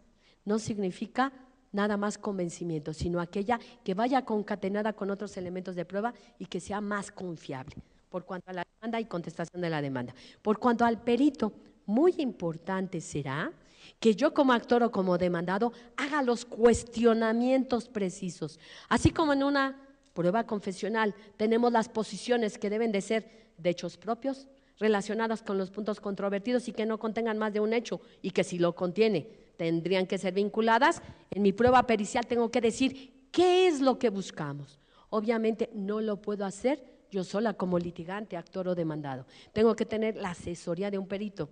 ¿Por qué? Porque él me tiene que diagnosticar mi problema, controvertir los riesgos de la contraria que me pueden repreguntar. Pero algo más importante, aquellos que le van a servir al señor juez para calificar o no la prueba. Recordemos que es una prueba, sí, que puede ser considerada como de adelanto científico, como prueba pericial o como elemento base de la acción o de prueba de lo que estamos acreditando. ¿Cómo lo vamos a llevar a cabo? ¿Con la sola prueba? No, tendrá que ser auxiliada de otros elementos. Con ese dictamen pericial que nos tiene que decir cuál será el cauce que vamos a llevar para perfeccionar la prueba. Si lo tengo que ver en una USB, ¿qué tal si está contaminada? Si lo tengo que hacer en un CD, ¿qué tal si la información se borró, se dañó? ¿Cómo puedo recuperar o corroborar esa información? Vámonos a la parte final que son, aquí tenemos. Miren, esto es muy importante porque nos dicen, ¿cómo valora el señor juez? Muy sencillo, en el lado derecho siempre lo señalo, así como el demandado y el actor tienen que fijarse del lado izquierdo, esto significa los puntos del proemio de su demanda o la ubicación de la competencia del juez, yo tengo que ver en mi preámbulo las partes que estén litigando. Los hechos concatenados con sus pruebas, yo voy a tener mi fase procesal.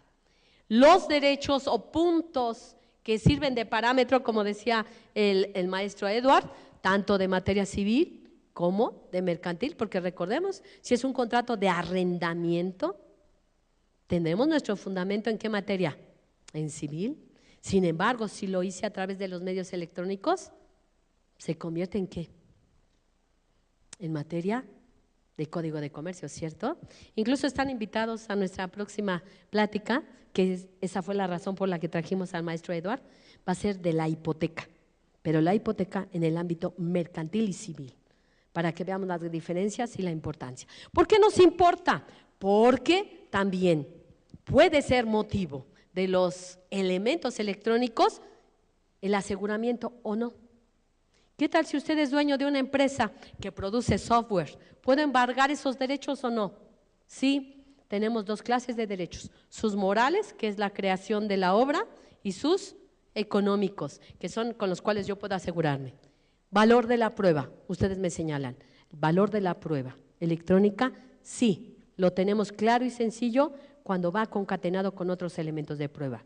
Cuando la documental, también considerada como simple y que carece de toda validez, no es impugnada ni objetada, sino todo lo contrario, por efecto de la ley reconocida o debidamente reconocida en una inspección y reconocimiento. Prueba electrónica, estamos adelantados los jueces, conocemos y sabemos cómo se debe de llevar a cabo, auxiliados como todo. Pregunto yo, no soy especialista en neurología, pero cuando tengo que diagnosticar si un paciente fue bien operado o bien diagnosticado, me auxilio de peritos en la materia, ¿o no? Claro, es mi obligación. Lo mismo sucede aquí. Estamos diagnosticando una certeza jurídica y así lo vamos a hacer. ¿En dónde? Así como la parte actora y demandado tendrá que pedir lo que está solicitando del juez, yo en mis puntos resolutivos resolveré y acuciosamente le daré la parte o la acción en su derecho a la actora o a la demandada en el cauce de su prueba electrónica. Muchas gracias. Mil gracias, doctora.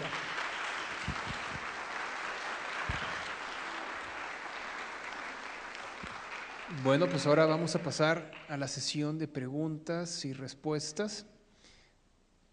Entonces, ¿quién quiere preguntar ahorita algo? A ver, déjame te paso un micrófono.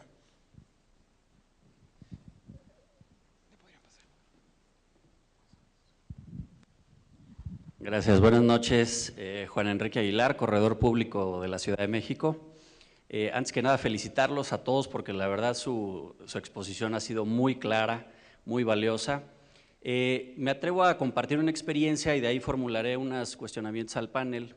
La experiencia como fedatario público es que la Secretaría de Economía hace un par de años nos invitó, pues obvio, la Secretaría de Economía es quien nos habilita a los corredores y es también quien certifica a los PSCs, ¿no? A los certificadores, a los prestadores, perdón, de servicios de certificación electrónica.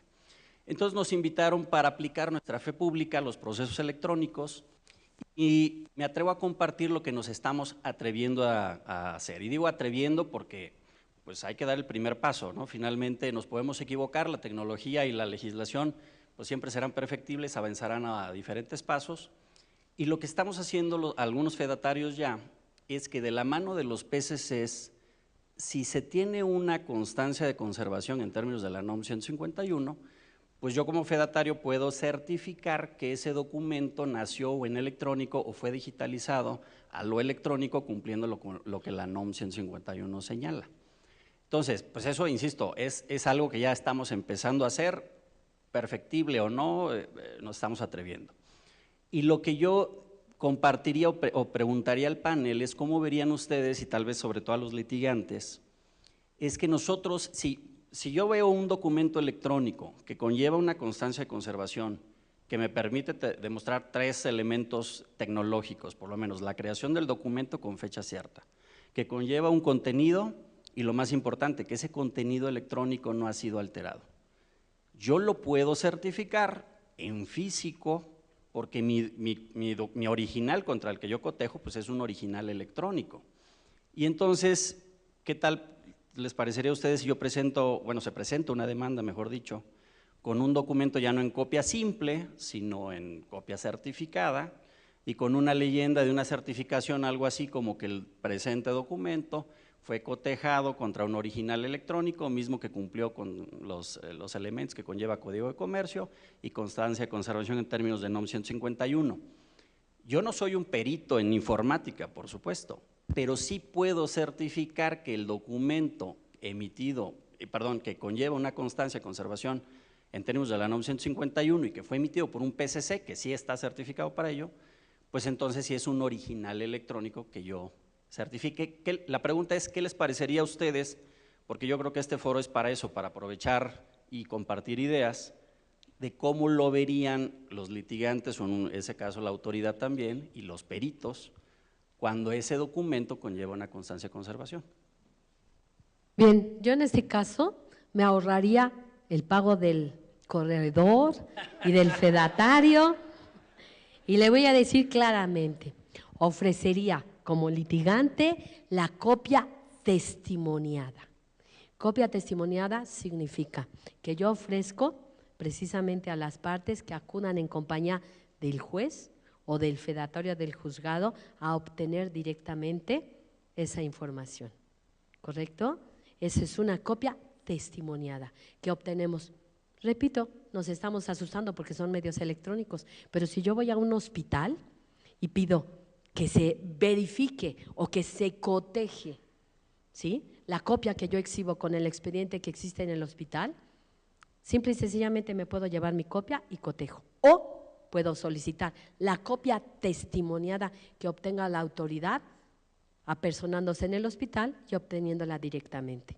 Claro, es como nosotros cuántas ocasiones solicitamos la fe de hechos. ¿De qué? De un notario. ¿Para qué? Para tener la certeza. ¿Es necesario? Por eso íbamos a nuestra frase. Si yo confío en el otro, no debería de ser necesario. Lo estamos acreditando por la duda de los sujetos, por la falta de idoneidad y credibilidad, no de las pruebas, sino de las personas. ¿Correcto? Aquí nos asustamos y decimos, es el comercio. La gente más cumplida son los comerciantes.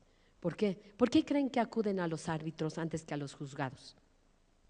Primero, porque tienen la secrecía, que no se divulgue, que no tengan esa mala fama. Pero además es más ágil el procedimiento, porque incluso, aunque tengan sus mismas fases procesales, las pueden acortar.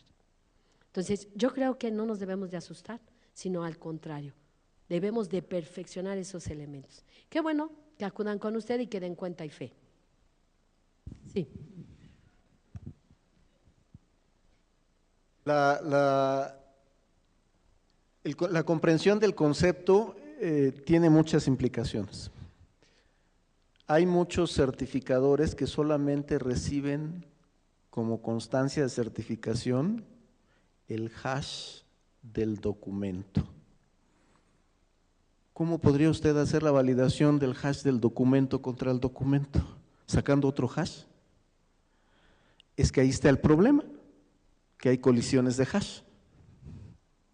Y eso, si bien es muy remota la posibilidad, la realidad es que tecnológicamente hay unas implicaciones importantes.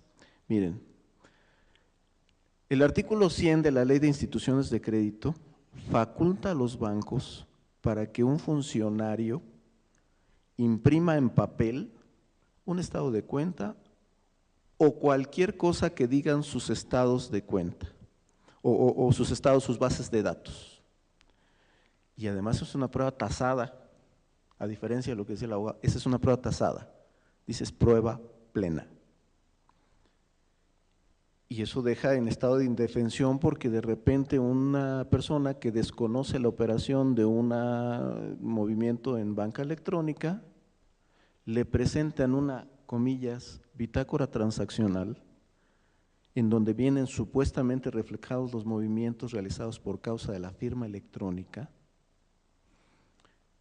y como van certificados en términos del 100, es una prueba tasada. ¿Qué pasa? Yo he visto hojas en blanco certificadas en términos del 100. ¿Cómo es eso posible? Pues es posible porque alguien pone los sellos y los firma a lo tarugo, ¿no? Entonces, ¿qué pasa con una prueba como esa, que ya está pretasada? Bueno, pues que hay implicaciones tecnológicas que no están a la vista. Entonces, ¿qué fue lo que se mandó a la certificación en el PCC? Un documento completo, íntegro, firmado. Ahí yo no le vería ninguna objeción a que usted presentara la certificación. Pero si no es el caso, si solamente es un hash, ahí sí yo diría, tengo muchas reservas pericialmente hablando respecto a la significación de su fe. Sí, de hecho el tema tiene que ser vinculativo entre el hash y el documento. Esa ha sido una problemática de algún tipo de firma, no la avanzada, por supuesto, y de hecho lo que ahorita que dije la palabra atrevernos, estamos utilizando esa fe cuando estamos utilizando la firma electrónica avanzada, porque ahí sí es vinculativa de la persona hacia el documento. Pero también es muy importante la hora, como decía el señor perito.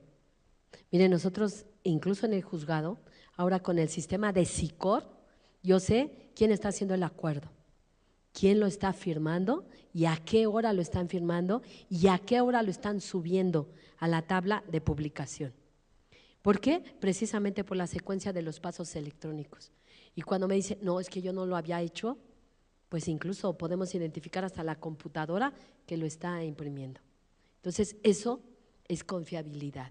Ahora, mi pregunta es para ustedes, fíjense muy bien, cuando, no fue mi caso, pero sí lo tuvimos que resolver, cuando una juez no firma la sentencia, sin embargo, de firma autógrafa, sin embargo, si aparece la firma electrónica, ¿es válida su actuación procesal o no? ¿Verdad que no es tan fácil?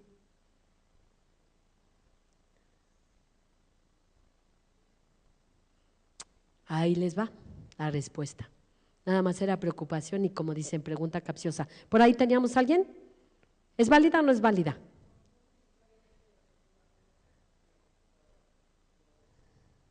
¿Y cuál es la obligación de mi NIP o mi firma electrónica? Que es mía, ¿correcto? Es muy importante e interesante. ¿Qué sucede? No la firmó de manera autógrafa. Eso implicaría una nulidad de actuaciones e implicaría una responsabilidad de carácter administrativo para esta compañera. Ella me habló precisamente porque estábamos en estos temas y me dice, ¿qué puedo hacer? Le dije, primero, tu sentencia salió publicada. ¿Quién es quien tiene que hacer valer la nulidad de actuaciones? ¿Ella? ¿Quién es? Los abogados. Y si los abogados llegaron, se notificaron y transcurrió el término para la nulidad de actuaciones, ¿la pueden hacer valer? No, purgaron el error, ¿correcto? Ahora bien, les voy a decir, sí sería nula la actuación. ¿Por qué? Nuestro Código de Procedimientos Civiles habla que tendrá que poner la firma no solo ella, sino su secretario de acuerdos para ser válido, ¿correcto? Entonces, si nosotros estamos en ese supuesto y se le olvidó a esa juez firmar, propongamos la nulidad de actuaciones. Sin embargo, cuando ya lo consentimos, pues es un acto consentido y consumado, ¿correcto? Pero es muy importante. ¿Por qué? Porque aquí es cierto, la firma está y es una firma electrónica y ella era la única que lo podía plasmar. Si alguien lo firmó a su nombre, significa que ella le está dando esa confianza. Es como si yo concedo mi NIP. Todo lo que haga el licenciado Toriello sería como si lo estuviera yo haciendo, ¿cierto? ¿Es interesante y de preocupación? Sí. Por eso tenemos que ser acuciosos. El Código de Procedimientos Civiles nos obliga. Todavía no está actualizado en que tengamos ello, pero también aquí podría ser, nos lo está señalando el Código de Procedimientos Civiles, más no el Código de Comercio. Y el Código de Comercio sí habla de identidad de datos. Pero sabemos que las formalidades de estricto derecho las debe de cumplir el juzgador. Entonces sería una nulidad de actuaciones. Sí. Por ahí tenía yo otra pregunta. Agregar algo en un minuto. Me parece interesante y válida la prueba que comenta el corredor público. Y lo que yo quisiera añadir es que en realidad no hay una sola prueba. Hay una mucho más idónea, la pericial en informática, pero claramente no es la única. La creatividad siempre rebasa los libros de texto y la ley, pero efectivamente nada impediría lo que nos comenta el corredor o que uno como abogado llevara al licenciado Marco Antonio ante un notario y que efectivamente el notario o el corredor que no tiene los conocimientos técnicos para analizar estos mensajes de datos dieran fe que el que sí tiene los conocimientos para hacer esas afirmaciones y verificaciones, ante ellos, siempre y cuando fuera la competencia del corredor público y del notario, pues que él hizo todo este proceso de verificar y que se hace constar en un acta notarial o en una póliza. Sin duda esa es una prueba relevante, estaría soportada por la fe pública del notario del corredor, pero hay que tomar en cuenta que eso no implicaría que en un litigio la parte contraria estuviera impedida de ofrecer la prueba y de cuestionar esa documental o esa fe de hechos o esa acta notarial. Acuérdense, por ejemplo, del criterio que existe en el sentido de que si los testigos declaran ante un notario público, pues no tiene el valor de una testimonial, porque la testimonial tiene reglas propias que se deben desahogar ante el juez. Igual sería este caso. No es que sería un dictamen pericial en informática revestido por la fe pública, pero sin duda tendría una fortaleza reforzada que podría tener ventajas para casos donde se pensaría que se podría perder la prueba, cualquier tema. Sin embargo, la contraparte podría perfectamente cuestionarlo en un litigio y someter esa fe pública al desahogo de una prueba en informática. Una prueba importante que tampoco hay que olvidar es que el tema, además de la cuestión que yo había comentado de si existe o no consentimiento, supongamos que sí existe, y que entonces el tema que estemos discutiendo es un tema de prueba, lo que estamos analizando es una cuestión claramente relacionada con la forma. con una cuestión probatoria. Y esta cuestión de forma y probatoria se extingue como regla general cuando la otra parte o cuando ambas partes llevan actos que implican la ejecución de ese contrato. Por ejemplo, uno de nuestros clientes tiene más de 10,000 contratos y nos hizo esa pregunta: oye, en realidad es complicadísimo administrar estos 100,000 contratos que además prevén una cláusula de prórroga en donde yo tengo el derecho unilateral de notificar la prórroga, o cuando vencen a mí me interesa renovarlos, entonces tengo que volver a negociar esa renovación. Me dice, ¿por qué no simplemente yo imprimo, pego la firma digital, la firma escaneada de mi apoderado y se la envío a mi contraparte, y ya que él la firme en original? Para él es uno solo, pero para mí son 10,000. Y además son 10,000 renovaciones y 10,000 notificaciones de prórroga. Ese es un trabajo infinito. O sea, a mí no me interesa seguir esa lógica. Me dice, ¿tú qué piensas? Obviamente el tema es, esa firma escaneada en principio yo no la recomiendo, pero le pregunté, ¿cuántos tú pagas después de renovar? ¿Sí? ¿Pagas después de notificar? Sí. ¿Cuántos te regresan el dinero? Nadie. ¿Cuántos te emiten una factura después de que tú haces el pago? El 95%. Entonces ponle tu firma escaneada y no pasa nada. Ese contrato sin duda lo ganamos en tribunales. Porque si tú tienes un contrato de esa, que no estamos hablando de una firma certificada, de una firma electrónica avanzada, es un simple contrato privado donde uno escanea su firma y se la pega y se la manda a la parte contraria y le dice, ahí está la notificación de prórroga, la renovación, la celebración del contrato. Si ejecutan ese contrato es más que perfecto y defendible en cualquier tribunal judicial. Siguiente pregunta. Gracias, ¿cómo están? Ahora les voy a hacer una pregunta de este lado. Me parece súper relevante esta última, muchas gracias, colaboración en relación con los distintos métodos para ofrecer y producir prueba, sobre todo porque algunos de nosotros hemos experimentado en distintas jurisdicciones como, y sobre todo en la norteamericana, como producir prueba en un juicio o en una disputa es una experiencia muy distinta. Y es, en México lo más parecido a que tenemos ese método es un poco el sistema acusatorio, dependiendo de dónde estés, pero la lógica es más o menos la misma. Es decir, hay distintos métodos o medios de prueba, pero independientemente de si están revestidos de alguna fe pública o es un documento emitido por un experto o un testimonio por escrito, un contrato firmado, en realidad lo que sucede en juicio, en esta etapa de producir la prueba, es se discute el medio de prueba o la prueba en cuestión, y en realidad a través de interrogatorios directos y contraexámenes se produce la prueba, ¿no? Y es algo a los que los americanos están muy acostumbrados y que cada vez se reproduce más en otros mecanismos de solución de diferencias. Entonces, en este contexto de desahogo de pruebas no en una instancia judicial, me gustaría preguntarles a los dos profesionales con experiencia en arbitraje, ¿qué tan común es que se acuerden procedimientos en los que la prueba se produzca de esta forma? Es decir, con un examen directo y un contraexamen en el cual una parte ofreció la pericial del perito que nos acompaña hoy, pero en realidad lo que lo va a producir o lo que va a causar los efectos es cómo lo interrogan las partes y luego después cómo lo contrainterrogan, dependiendo de cuál sea su postura, ¿no? Bueno, yo les había dicho más o menos que las reglas del juego en arbitraje son completamente diferentes y la realidad es que sí, por par de razones. Aquí estoy hablando arbitraje internacional más o menos. La regla básica en materia de arbitraje, por lo menos en México, el arbitraje se regula en el Código de Comercio. Sin embargo, en materia probatoria, el árbitro no está obligado a aplicar las reglas procesales de las disputas mercantiles judiciales. Es decir, el árbitro realmente no tiene una lex fori, no tiene que aplicar las reglas procesales del foro. Su discreción en materia probatoria es plena.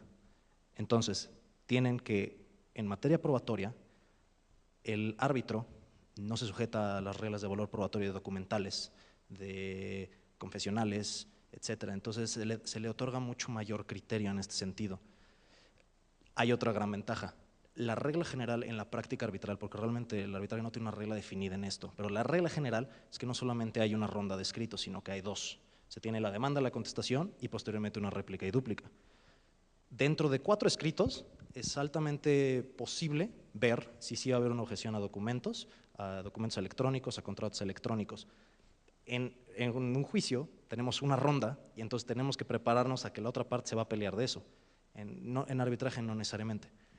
Agregado a que en arbitraje por alguna razón no tenemos esta costumbre constante de estar negando absolutamente todo, como lo hacemos en litigio, la verdad, que es una muy mala práctica, pero la verdad es que en arbitraje eso no sucede. Entonces las disputas en cuanto al contenido de correos electrónicos, de contratos electrónicos, de mensajes de cualquier tipo, no son tan comunes, y no estoy diciendo que no pasen, solamente no son tan comunes. Y finalmente, en arbitraje tenemos una práctica que se ha adoptado a medias del sistema anglosajón, que es el intercambio de documentos. El discovery plenamente anglosajón, para los que no saben, es básicamente una etapa del procedimiento judicial en Inglaterra, en Estados Unidos, etcétera, donde una parte le solicita a la otra documentos y la otra parte tiene la obligación en buena fe de entregárselos. Y para alguien de derecho civil eso suena una locura. Dices, ¿yo por qué le voy a dar a la contraparte mis documentos? Bueno, pues lo hacen. ¿Por qué? Porque tienen una obligación en buena fe de no hacerlo. Y no hacerlo trae unos problemas penales muy severos ante la Corte. Entonces se entregan. Y las partes construyen su caso a partir de los documentos que reciben de la otra parte, no a partir de sus documentos. Es una visión distinta de cómo llevar un procedimiento. En materia arbitral se ha adoptado de manera limitada el intercambio de información. Entonces, normalmente después de la demanda y de la contestación se hace una etapa de intercambio en la que se le solicita los documentos a la otra parte y la otra parte los entrega. Y posteriormente la réplica y dúplica vienen fundamentadas con esos documentos. Entonces, todo esto sirve para construir un caso en el que normalmente no hay este tipo de problemas, tantos problemas sobre la validez y la realidad del contrato electrónico, del mensaje de datos.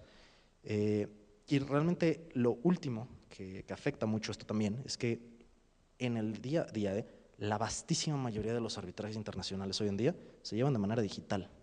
Prácticamente ya ninguna institución arbitral lleva un formato físico. Yo trabajé 3 años en una institución arbitral y no tuve un solo papel.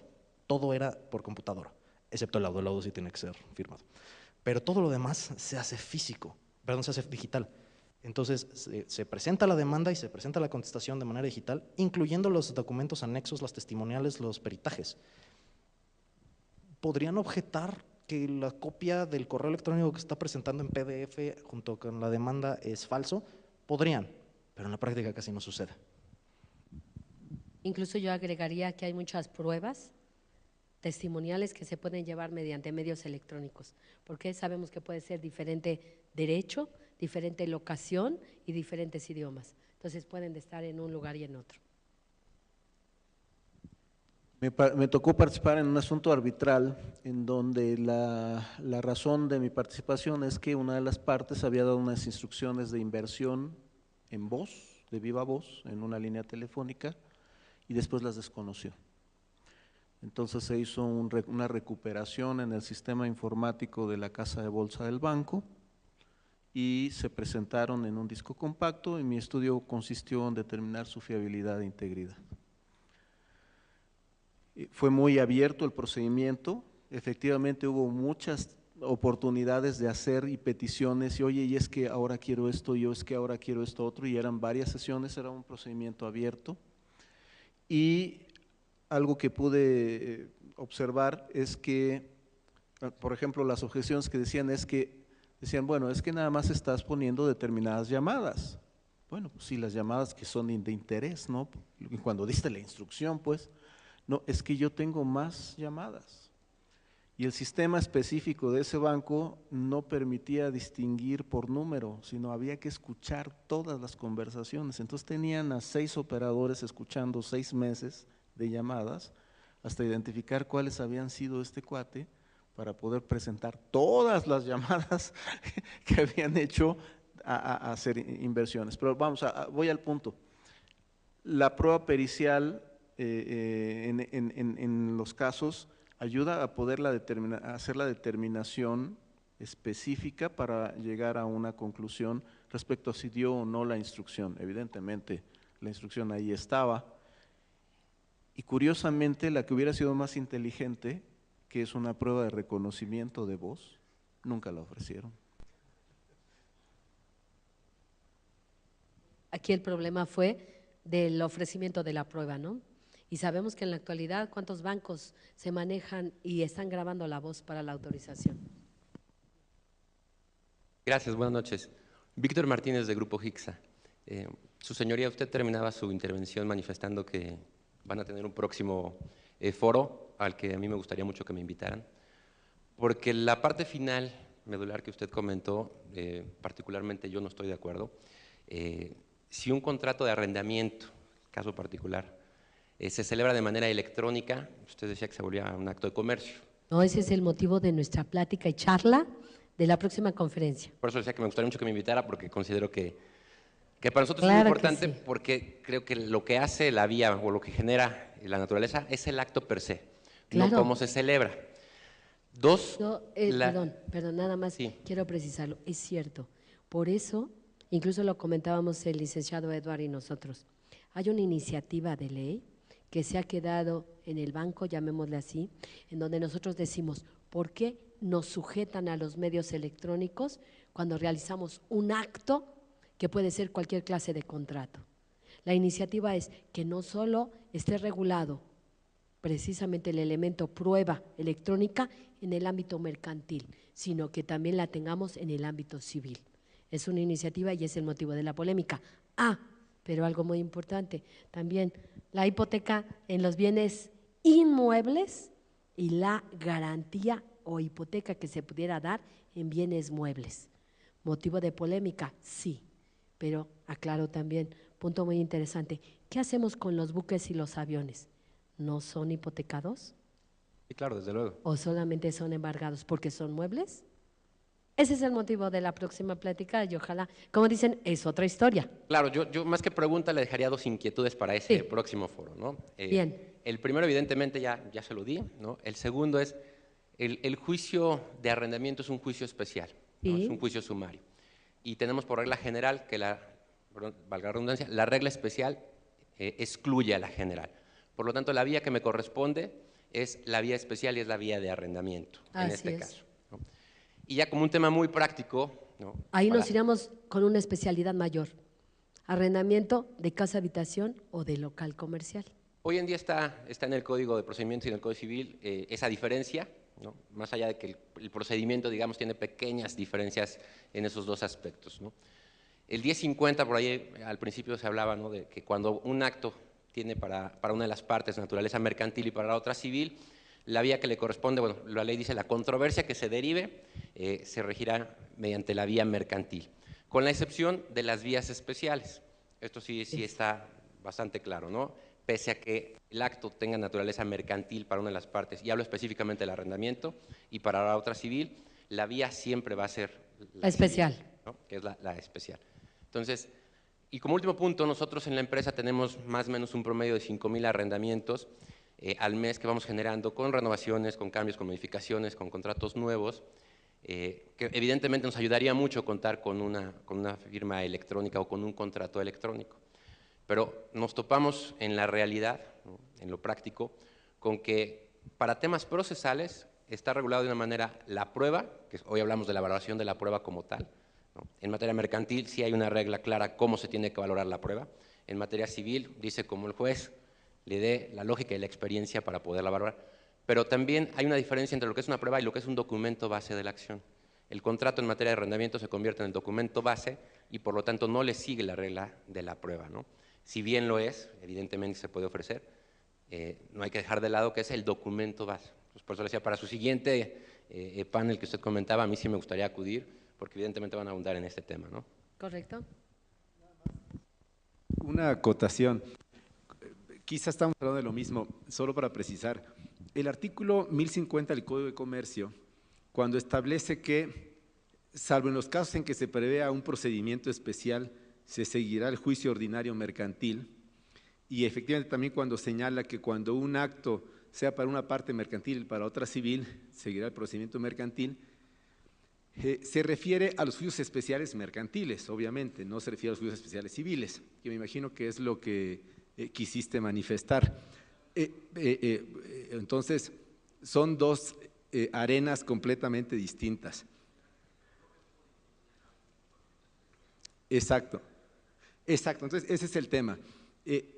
Cuando no hay un procedimiento especial mercantil, se seguirá el juicio ordinario mercantil. En un escenario totalmente diferente, entramos a la arena civil local, y ahí sí, cuando no hay un juicio especial, pero aquí sí lo hay de controversia de arrendamiento, serán los juicios civiles. Ese es un tema procesal. Un tema muy diferente es si el arrendamiento o la hipoteca u otros actos son civiles. No hay duda que la doctrina y la jurisprudencia sistemáticamente ha defendido que son actos esencialmente civiles. Hoy existe una posición que empieza a abrir una ventana para debatir el tema. Hay una tesis de no hace mucho tiempo de la Suprema Corte analizando si un arrendamiento de un local comercial en un aeropuerto es o no mercantil, y se concluye que es mercantil. Entonces creo que ahí se da un paso en un sentido distinto.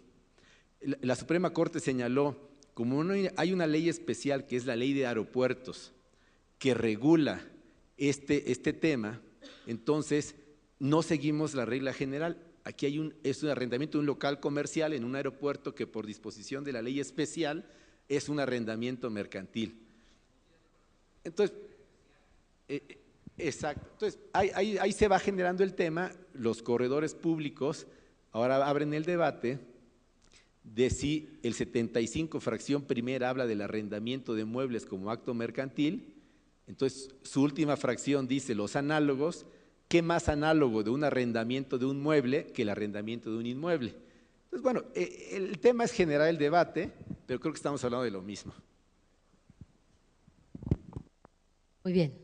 Vamos a pasar a, bueno, una última, antes de irnos. Buenas tardes. A ver, entiendo perfecto lo que hablan de las firmas electrónicas, de que hay diferentes grados y hasta la firma digital puede funcionar, que en el caso de Vicerta, ¿no?, el perito decía, hay que resaltar sus fortalezas para decir, bueno, esta es una firma electrónica avanzada o fiable, como la define el artículo 97 del Código de Comercio, y en el caso de una PSC, pues también tiene esta fortaleza. Ahora, esto es una pregunta un poco complicada, pero si ustedes, no sé, el perito, fueran a recomendar a alguno de sus clientes una firma electrónica avanzada para la suscripción de un contrato regido conforme a ley mexicana, ¿qué sugerirían? Utiliza tu fiel porque ya tienes tu fiel, utiliza un certificado emitido por una PSC o utiliza un Vicerta, ¿no? O sea, cualquiera de las tres va a tener la misma fortaleza en un juicio.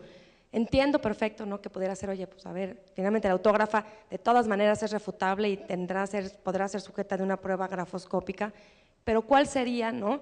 Yo entiendo que es una pregunta difícil, la que tuviera mayor fortaleza, ¿no?, para efectos de la ley mexicana, ¿no?, para sostenerse en un juicio como una firma irrefutable, ¿no?, del consentimiento y de la voluntad de las partes.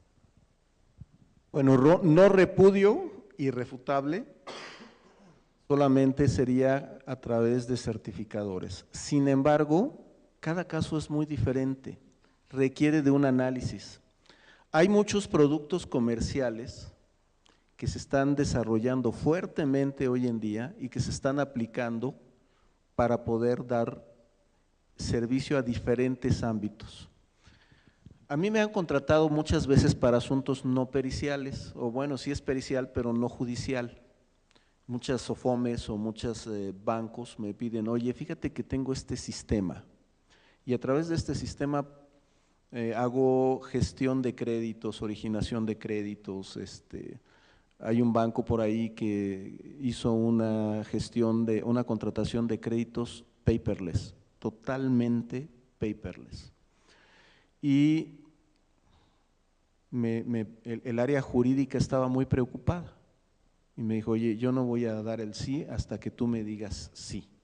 Y entonces yo fui a hacer ese análisis y ellos hacían una cuestión muy curiosa, capturaban en un dispositivo la firma autógrafa, pero sobre un documento digital, la guardaban como un JPG, como una imagen, y después se la pegaban a cuantas veces lo necesitaran en el contrato.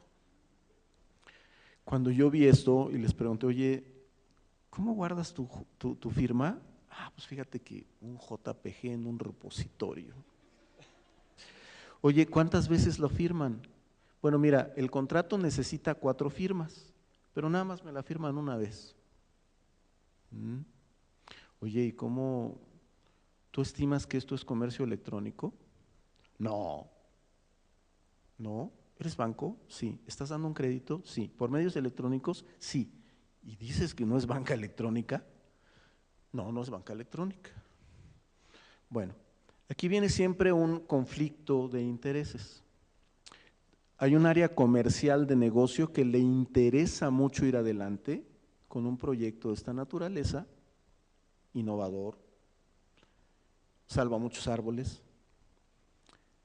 y además produce la necesidad de no tener un registro inmenso de papeles, etcétera, pero está mal hecho. Entonces mi opinión en ese caso fue decir, ¿qué crees? No lo vas a poder acreditar en juicio jamás. ¿Por qué? Por la forma en que estás operando. Ahora, he estado en contacto con algunas empresas que se dedican a esto y la verdad es que tienen propuestas interesantes, algunas con certificadoras, algunas otras sin certificadoras, pero depende mucho de la operatividad de tu negocio. A veces, por ejemplo, hay un producto en donde uno tiene que estar mirando al celular y sobre el celular plasmando la firma y graba el video de la persona grabando en ese momento y apareciendo sus rasgos de firma. Y además de ese se quedan los puntos de ataque de la firma, quedan registrados, de manera que una pericial de grafoscopía se quedaría en la prehistoria. ¿Por qué? Porque aquí nos diría cuántos puntos de ataque, con qué velocidad, con qué orientación. Hay 400 rasgos de una firma que pueden ser almacenados en un producto. ¿Será más fiable eso que una firma autógrafa? Su equivalencia funcional queda superada, pero depende en el caso particular. Eso es funcional para tu negocio, para el que tú quieres implementar la firma.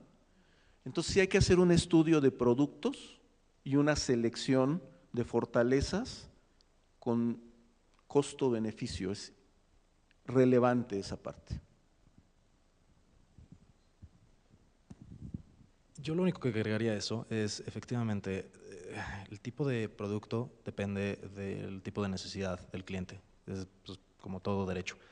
Lo único que yo agregaría sería que además de que sea algo que se adecue a las necesidades de tu cliente, y esto pensándolo desde un punto de vista procesal, litigante,